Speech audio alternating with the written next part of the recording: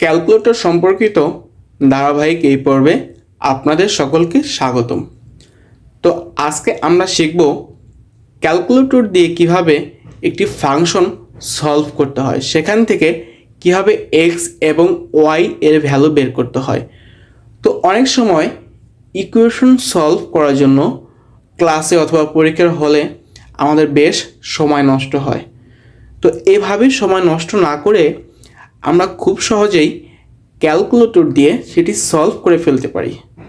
তো কীভাবে সলভ করব সেটি আমরা আজকের এই পর্বে শিখব। ফর এক্সাম্পল, আমরা একটি ইকুয়েশন সলভ করব। ইকুয়েশনটি হচ্ছে 50 into 20 plus x equal to 25 plus 60 by 2 into 20 plus 60x। তো এটি যদি আমরা ভেঙে ভেঙে করি তাহলে বিষয়টি হচ্ছে, প্রথমে এই সাইডটা সলভ করতে হবে, তারপর এই সাইডটা সলভ করতে হবে এবং তারপর সাইড চেঞ্জ করতে হবে। তো বিষয়টা অনেকটা লেন্দি প্রসেস, বেশ অনেকটুকু সময় আমাদের নষ্ট হবে। তো এভাবে সময় নষ্ট না করে আমরা ক্যালকুলেটর দিয়ে কীভাবে করতে পারি সেটি করব এখন।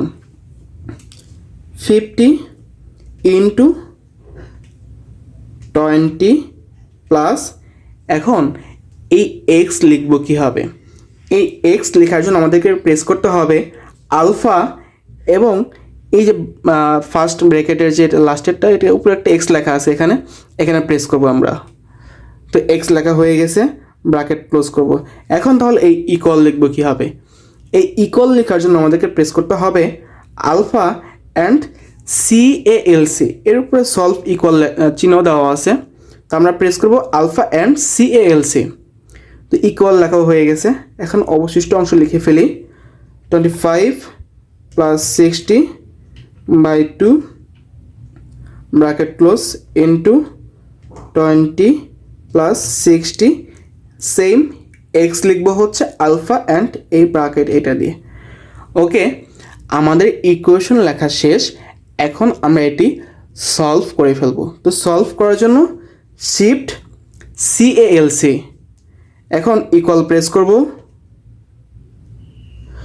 তো আমাদের এক্সের ভ্যালু হচ্ছে 15। তো আমরা কিন্তু খুব সহজেই উইদাউট ক্যালকুলেশন আমরা এখানে এক্সের ভ্যালু পাচ্ছি 15। তো এখন পরবর্তীতে সেমভাবে আমরা এই বি নাম্বার ইকুয়েশনটিও সলভ করে ফেলব। তো কীভাবে করব? 11.2 into bracket 2x alpha and x minus 1 bracket close করব, ইকুয়াল লিখবো হচ্ছে আলফা অ্যান্ড CALC। ইকুয়াল লেখা হয়ে গেছে। এখন half into 9.8 into x square. প্রথমে এক্স লিখি, আলফা এক্স, এখন স্কোয়ার এক্স স্কোয়ার। তো আমাদের ইকুয়েশন লেখা শেষ। এখন আমরা সলভ করে ফেলবো। Shift CALC and equal. তো আমাদের এক্সের ভ্যালু হচ্ছে 4।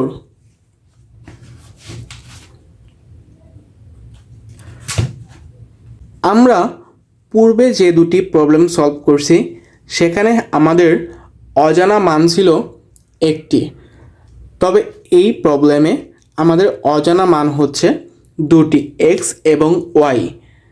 তো এখন এই প্রবলেমটি আমরা কীভাবে সলভ করব? খুবই সহজ। তো আমরা লিখব 5, এক্স লেখার জন্য আলফা অ্যান্ড এই এক্স প্লাস 10। এখন ওয়াই লিখব কীভাবে?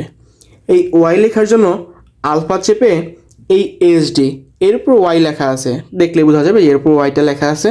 তো আলফা চেপে SD, তো ওয়াই লেখা কমপ্লিট অ্যান্ড ইকুয়াল লিখব হচ্ছে আলফা CALC লিখে। তো এখন 100। তো আমাদের ইকুয়েশন লেখা শেষ। এখন আমরা এটি সলভ করে ফেলব। Shift CALC and equal. তো আমার এক্সের ভ্যালু হচ্ছে 20। তাহলে ওয়াই এর ভ্যালু কী হবে? আবার ইকুয়াল প্রেস করব। ওয়াই এর ভ্যালু হচ্ছে 0, এই ওয়াই এর ভ্যালু হচ্ছে 0। তো খুব সহজেই এই ইকুয়েশনটা আমরা সলভ করে ফেললাম এবং সর্বশেষে আমরা এই ইকুয়েশনটি সলভ করব। এখানে হচ্ছে 5x² plus 10y³ equal to 100। এটা আরেকটু জটিল, তো এটা কীভাবে করতে পারি আমরা? 5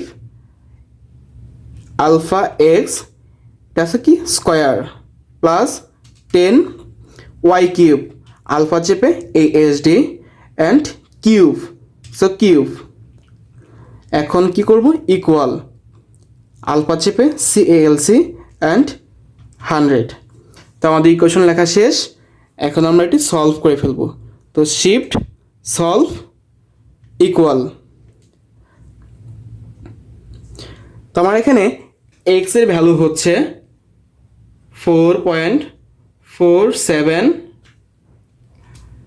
এবং ওয়াই এর ভ্যালু হচ্ছে 0। তো খুব সহজেই আমরা এই 4টি ইকুয়েশন সলভ করে ফেললাম। তো এখন বেস্ট ইম্পর্ট্যান্ট একটি কথা বলবো, সেটি হচ্ছে আমরা যখন একাধিকবার এই সলভ ইকুয়েশন করব, তো ক্যালকুলেটর তার পূর্বের যে রেজাল্ট সেটি মেমোরিতে সেভ করে নেয়। তো এখন একটি গুরুত্বপূর্ণ কথা শেয়ার করব, সেটি হচ্ছে আমরা যখন একাধিকবার এই সলভ ফাংশন এখন একটি গুরুত্বপূর্ণ কথা শেয়ার করব, আমরা যখন একাধিকবার এই সলভ ফাংশন ইউজ করব, তখন আমরা পূর্বে যে প্রবলেম সলভ করছি ক্যালকুলেটর সেই অ্যান্সারটি মেমোরিতে সেভ করে রাখে। তো অনেক সময় রেজাল্ট একটু উল্টাপাল্টা দেখাতে পারে। তো এর জন্য আমরা সবসময় এই সলভ ফাংশন করার আগে ক্যালকুলেটরটিকে রিসেট করে নিব। তো কীভাবে একটি ক্যালকুলেটর রিসেট করতে হয় তা আমরা এখন শিখব। তো কীভাবে একটি ক্যালকুলেটর রিসেট করতে হয় সেটি আমরা এখন শিখে নেব।